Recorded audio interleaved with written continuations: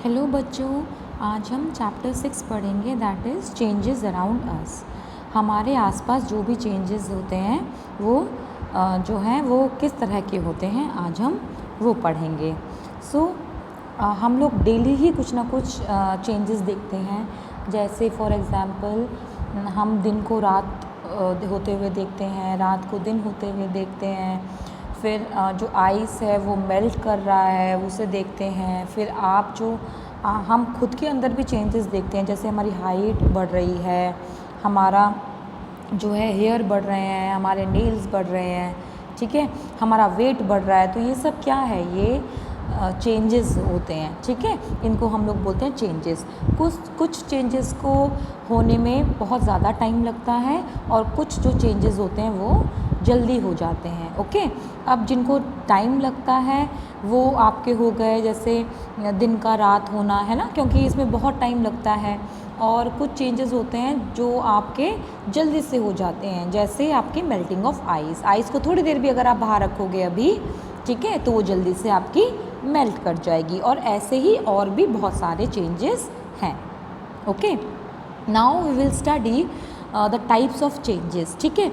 जो चेंजेस होते हैं ना बच्चे, वो आपके दो टाइप्स के होते हैं। एक होता है रिवर्सिबल चेंज और एक होता है आपका इरिवर्सिबल चेंज, ओके।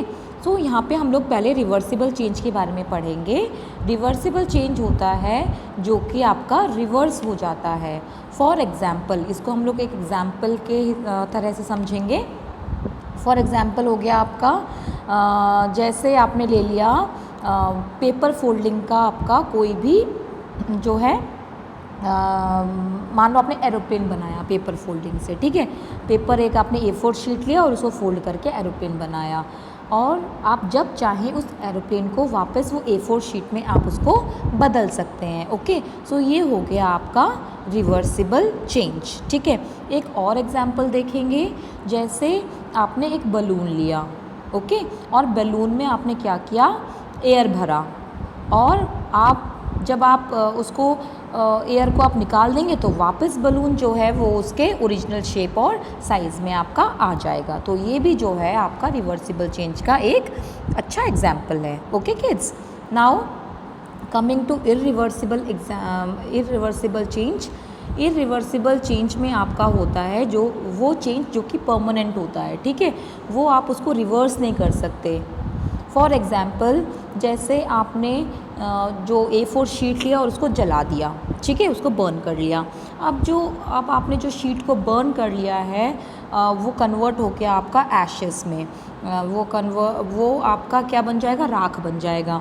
तो अब राख को आप वापस तो पेपर में कन्वर्ट नहीं कर सकते ना, तो इसलिए हम इसको इरिवर्सिबल चेंज बोलेंगे, जो कि आपका वापस जो है रिटर्न नहीं हो सकता वापस पेपर में। जैसे हमने अभी एग्जाम्पल लिया ना पेपर को बर्न करने का, तो वो वापस आपका पेपर में चेंज नहीं हो सकता।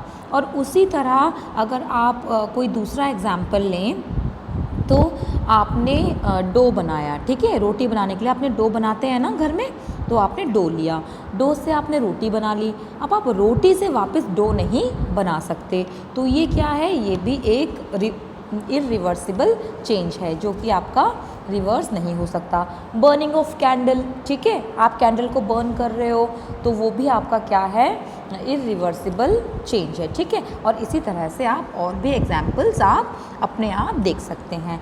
होप आपको रिवर्सिबल चेंज और इरिवर्सिबल चेंज में आपको डिफरेंस पता चल गया होगा और आपको ये कंसेप्ट अच्छे से समझ में आ गया होगा। Okay kids, thank you.